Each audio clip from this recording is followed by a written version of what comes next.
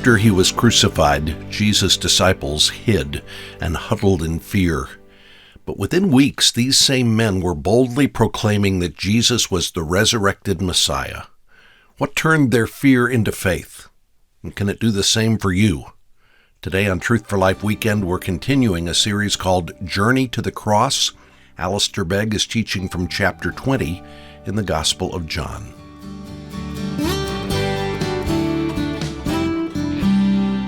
And early on the first day of the week, while it was still dark, Mary Magdalene went to the tomb and saw that the stone had been removed from the entrance.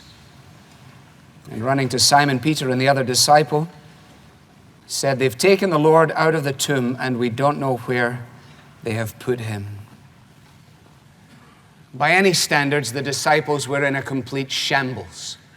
One of them, the betrayer, Judas Iscariot by name, was already dead, a suicide.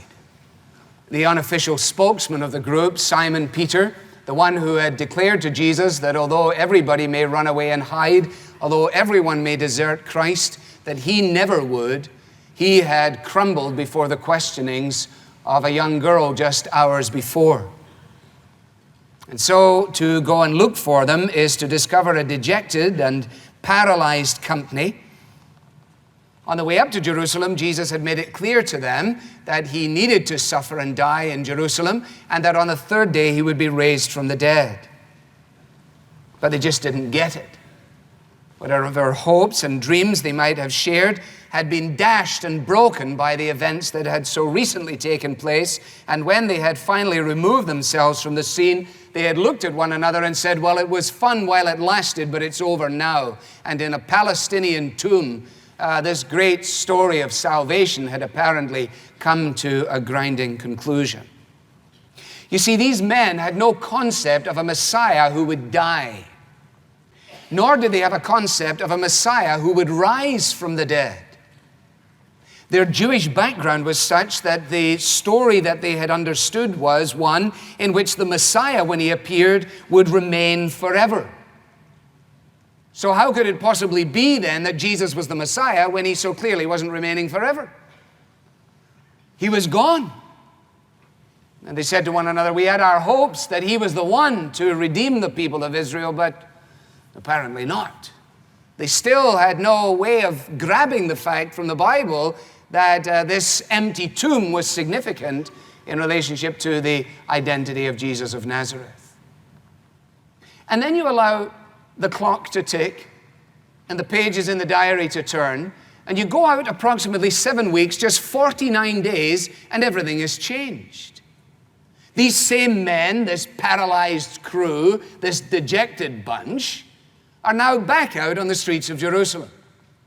It would be one thing if they had covered up their shame and they were now back at their work, back to tax collecting and back to the business of the zealot of Simon and his cronies, or back to the fishing with Peter. But it wasn't that at all. They were actually out on the Jerusalem streets, and they were declaring to the people, all who would listen to them, that God had raised this Jesus to life. And, says Peter, we're all witnesses of the fact. You can ask any one of us and we'll be able to tell you that this Jesus, whom you crucified, God has made both Lord and Christ. Now the question is obvious to any thinking person. What was it that turned these men from fear to faith? What was it that transformed their paralysis to such an emboldened expression of power? What was it that took what was apparently a Friday evening catastrophe and turned it into a Sunday morning victory? Now, what I want to do in the time that I have before me, and it's not a long time, is not work exegetically through a text. I don't want to work expounding a passage of Scripture. I don't even want to work as much topically concerning the resurrection as I want to work apologetically, the Greek word apologia, which simply means to give a defense. And I want, I think, quite unashamedly, to speak first to those who are agnostic, who do not believe, in such a way that it may create a crisis in your own view of the world and perhaps become for you a link in a chain that will lead you to faith in the Lord Jesus Christ, because you really do need to know him. Also that at the same time that it would be a source of encouragement to those who do believe, enabling us to have an opportunity to speak to our friends and neighbors about the fact that there is more to our Christian expression than simply our devoted statement, "You ask me how I know he lives within my heart." Because if you think about it, some of our friends have not been particularly impressed with that. Because they had a number of things living in their heart too.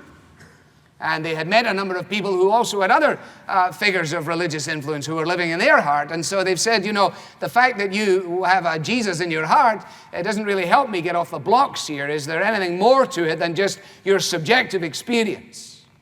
Well, of course, what we discover is that our experience of Christ within us is on the basis of his work for us, which is grounded in the very historicity of that which we discover in the gospel records.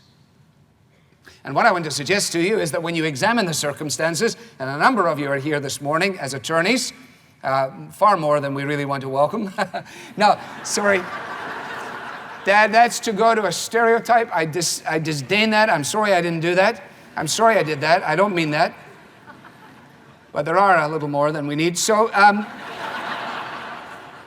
you can perhaps help those around you to think in terms of the evidence that is contained here, and perhaps enable us to the conclusion that the only reasonable explanation is that the transformation of the disciples can only be traced to the resurrection of Jesus himself. That the resurrection then meant that Jesus could be proclaimed as Messiah after all. You remember they believed that a Messiah would remain forever. He's gone, therefore he can't be. He's back, therefore he may be. And that the resurrection would allow them to look at the scene of humiliation on the cross, the shameful death of this Jesus, and to realize, in light of the fact that he is now risen from the dead, that this explains why Jesus was making the point that forgiveness of sins would be preached in his name. What possible forgiveness could there be in a dead Messiah? But in a risen Messiah, suddenly the picture is dramatically changed. Without the resurrection, the disciples may have continued to remember Jesus as their beloved teacher, but they would have no basis for believing him to be their Messiah. So they could have got together and had little conversations about the wonderful things that Jesus taught them. And then a month later, have another little coffee meeting and discuss the wonderful places that Jesus took them. But we would never have found them discussing the marvelous reality of the risen Christ and his continued presence with them, without the fact of the resurrection. Now, for some who today may be wondering about Christianity and asking themselves what evidence is there, if any, for the resurrection of Jesus, you will find that if you go to the source texts, you can gather the evidence under three separate headings. I don't have time to extrapolate from all of them, but I just want to give them to you. First of all, as I've suggested, part of the evidence is to be found in the origin of the disciples' belief in the resurrection. I didn't say in the disciples' belief in the resurrection. I said in the origin of the disciples' belief in the resurrection. What brought about the change? Any serious investigator has got to ask, how do these people, hidden for fear, suddenly arrive 49 days later declaring that Jesus is alive? And even the most skeptical critic, who denies the historical event of the resurrection, is still left with having to come up with some mysterious X factor that got the movement going.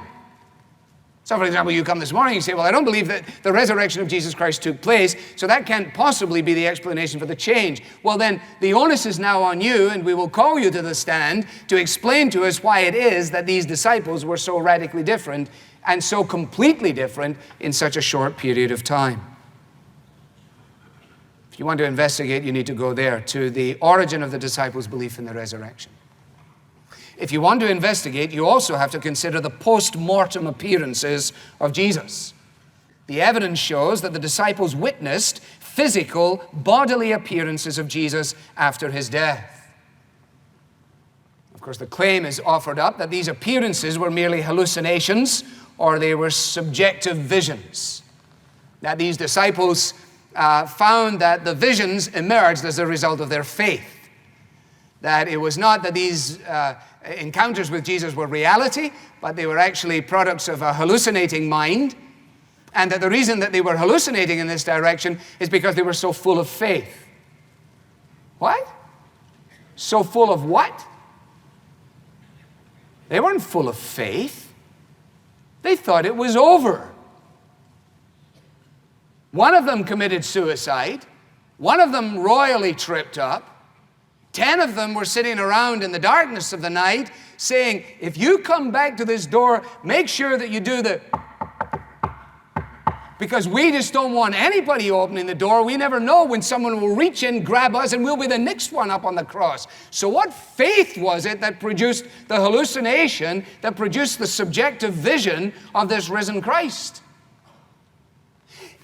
As Jews, they would never have imagined a risen Christ who ate fish with them either. Because the Jewish mind believed in the resurrection, not the Sadducees. The Pharisees, other members of the Jewish sects, believed in the resurrection, but they believed that the resurrection would take place at the end of the world. And apparently it wasn't the end of the world. And they believed that the resurrection would be general in its impact, involving all people, rather than that it would be specific, involving an individual. So therefore, if you want to argue for the fact that the disciples imagined this, created this, that they subjectively materialized it in their psyche, then what you have to say is that what they would have materialized in their psyche is something akin to what happened to Enoch, who walked with God and he was taken to God. He was translated. They may have imagined a translated Christ who had now gone up into the glory, but they would not have imagined a Christ who made breakfast for them on the water, who said, you can put your hands in here and you can touch me here, and who walked on the Jerusalem streets and who encountered them in such a variety of manners. Now, if you're honest in your investigation, you will be well repaid by further research here. Time does not allow me to pursue this. Incidentally, and in passing, in talking about doing research, in seeking the best historical explanation of the evidence concerning the resurrection of Jesus, let me affirm for you that we do not operate in this respect any differently than we would do in any other discipline. The same kind of inductive reasoning that you use in the realm of science or in mathematics, in anthropology, or in determining the nature of history, the same inductive reasoning is to be applied to the facts that you find just here. And that, incidentally, is one of the reasons that some people have never given any serious consideration to the claims of Jesus Christ. Partly because of the way that Christians, in such a facile fashion, communicate their faith or attempt to. The average thinking fellow says, I don't want to get involved with those weird people. They don't seem to have any historical basis for what they say, and they're always talking about their experience. But it doesn't seem to be built on any facts. It doesn't seem to have any foundations. There seems to be no reason at all why I would give it any consideration. And indeed, if I were to give it consideration, apparently what you have to do first of all is have a frontal lobotomy. Once you've had your brain put under the pew, then you can get about the matter of Christianity. But until you have, then don't even touch it.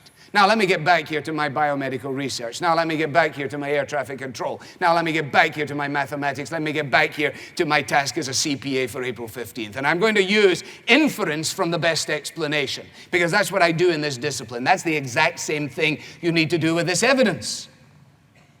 You need to take all of the options and lay them out, sift through them, select the best of the competing explanations, to explain why the evidence is as it is and not otherwise. That's what you need to do. Christianity invites it. It is prepared to stand up to rigorous investigation. And the reason that some do not believe today is not because you did the rigorous investigation and you found it wanting, but because you never did the rigorous investigation. And Easter comes and Easter goes. You walk in, you walk out. You pay scant attention to what's going on, and you look at the eggs, and you look at the bunnies, and you look at your wife, or you look at your father, and you say, I don't know why these people are involved in this at all. Mercifully, it didn't last too long, and I'm sure we're going to have a wonderful lunch. Let's get on with life. That's the kind of thinking. Do you realize that your eternal destiny hinges on this? That the events that we are considering are the pivotal events in world history? That there never has been or will be in the whole of time a more significant event than this? That the question and the answer to the question of the empty tomb is absolutely fundamental to living life and facing death? That this is not some esoteric interest for religious professionals?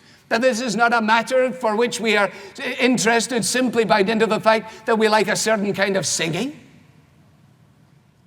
For the scientist, the chosen explanation is his theory, which he then tests by performing various experiments. He takes the inference from the best explanation. He says, of all of the options here, it would seem this. That's my theory. Now let me test it. The historian does the exact same thing. Constructs history on the basis of all that he sees, and then he takes that construction and he sees how well it elucidates the evidence. Have you ever done that? Well, if you do, then you've got to go to the evidence for the origin of the belief in the resurrection on the part of the disciples. You've got to go and do something with the post-mortem appearances of Christ, and you've got to go finally and do something with this empty tomb. And when you look at the evidence concerning the empty tomb, the evidence that supports the fact of the empty tomb, it is vast, far more than I can give to you just now. But for example, when you look at this material with an open mind, the burial story itself is historically credible. I mean, this is one of the questions you should be asking as an agnostic. Is there any credibility in this at all? Or does this give me the impression as I read it that somehow or another a group of individuals went in a room and came up with a religious idea and they hanged it on the cross of Jesus Christ? Well, then you're a sensible person. You must look at the evidence. You must read it. And you know what you'll discover? You will discover that not only is this a book which is capable of your investigation of it, but you will discover as you read it that this book actually investigates you. You will discover that the person who wrote this book made you, and that this is actually a handbook that explains your existence. The fact that you've had it in the glove box for so long and have driven for 40 years of your life without reference to it is only an indication of God's gracious provision. But it will be a wonderful day when you take it out of the glove box and you'll say, I wonder why it is that I am as I am. I wonder if there is an answer to death. I wonder if there is an explanation of life. I wonder what this matter of the empty tomb is. And you discover that, for example, Joseph in his tomb makes perfect sense. Joseph of Arimathea, people knew who he was. He said, I have a tomb. It's never had anyone in it. Can I have the body of Jesus? The women did what women did at that time. It was customary for them to be the embalmers, the carriers of spice. What do we read? The exact same. There are no conflicting reports concerning the burial of Jesus. And in fact, the awareness of the tomb's location was apparently something that everyone could understand. If there was a body in the tomb, it would have been impossible for the resurrection story to survive for 5 minutes. How can these men go out and say Jesus is alive if they're giving tours between 2 and 4 in the afternoon down through the catacomb area and saying, here is the coffin and here is the body and here is the Christ?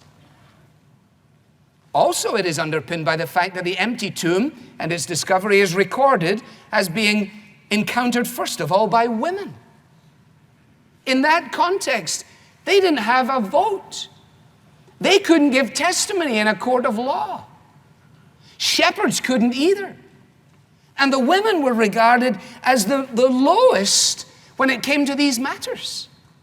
And yet you read the story, and what does it say? Early in the morning, while it was still dark, Mary Magdalene went to the tomb. Let's imagine for a moment that we're putting together a mythology and we're sitting in the room. And I decide, let's say that early in the morning, Mary Magdalene went to the tomb. Any sensible person in the room is going to say, no, don't say Mary Magdalene went to the tomb. Well, I say, well, how about the mother of Clopas? Don't say a woman went to the tomb. Say a man went to the tomb. Because nobody will believe the testimony of a woman. I mean, if we're going to make a fiction, let's make it a good fiction. So the fact that it is the women that go to the tomb substantiates the fact of its historicity. Otherwise, we have to believe that the formulators of this nonsense determined that it would be a good idea to take the leaders of the Christian church and right out of the chute humiliate them, as writing a little piece that said, and all the future leaders of the church were hiding in a room and they were very frightened. But let's say now, and all the women went to the tomb, the big brave women went to the tomb, and all the leaders of the church were hiding in a room. Who's writing this stuff? The earliest Jewish argument presupposes the empty tomb, doesn't it? When they discovered that the tomb was empty, what did they say? Not, the tomb is not empty. They said, the disciples have come and stolen the body. They substantiate the fact that the tomb was empty by the argument that they present. If they could have shown that the tomb was not empty, that would have been far easier than coming up with this notion of the disciples going out to steal the body. And the fact that the tomb was not venerated as a shrine indicates that the tomb was empty. For it to become a shrine needed a body, it needed bones. No body, no bones, no shrine. It's actually very, very difficult to object to the empty tomb on historical grounds. Those who object to it do so for other reasons. And I want to ask you, do you really want to do that? You say the reason the tomb was empty is not because Jesus had risen from the dead, but because the disciples stole the body. First of all, why would they steal the body? Secondly, where would they put it? And thirdly, having put it there, why would they hit the streets with a lie and get themselves killed for it? I'll gladly take that one in a court of law. I'd be glad to deal with that one. No, says somebody, I actually don't believe that. The women were at the wrong tomb. Well, I'll take that one as well. That says somebody else, I don't think it was that. I think it was that Jesus was not really dead. And once he got in the cold tomb, he revived, had a bowl of cereal, and then went and hit the Jerusalem streets. Let me say to you as I draw this to a close that those kind of alternative explanations are more incredible than the idea of the resurrection itself. They demand more from a man or a woman than faith in the resurrection of Jesus Christ. The reason you do not believe is because you will not believe.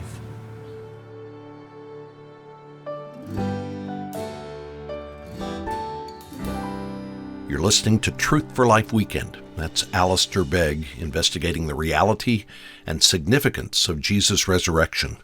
We'll hear more evidence next weekend. No matter how long you've been studying the Bible, there's always more for us to learn about Jesus. And we have recently selected a book to recommend to you that is rich with unique insights. It's called Man of Sorrows, King of Glory. It's a book that explores the atoning work of Jesus from a number of less frequently considered perspectives, including how Adam failed as the first prophet, priest, and king, and how Jesus, through his perfect life, succeeded in those same roles. Find out more about the book Man of Sorrows, King of Glory when you visit our website at truthforlife.org. While you're on the website, check out the new 8-day reading plan titled The First Easter. This is a way for you to focus your heart and mind on the significance of Christ's death, resurrection, and ascension. It's free. All you have to do is sign up. You'll receive an email each morning for 8 days that contains insights and commentary from Alistair about the first Easter. You can find the reading plan under the More tab on our website. Again, that's truthforlife.org. I'm Bob Lepine. Thanks for joining us on this Palm Sunday weekend. Is it possible that Jesus really didn't die, or that his disciples stole the body from the tomb? Next weekend, Alistair confronts these kinds of claims. The Bible teaching of Alistair Begg is furnished by Truth for Life, where the learning is for living.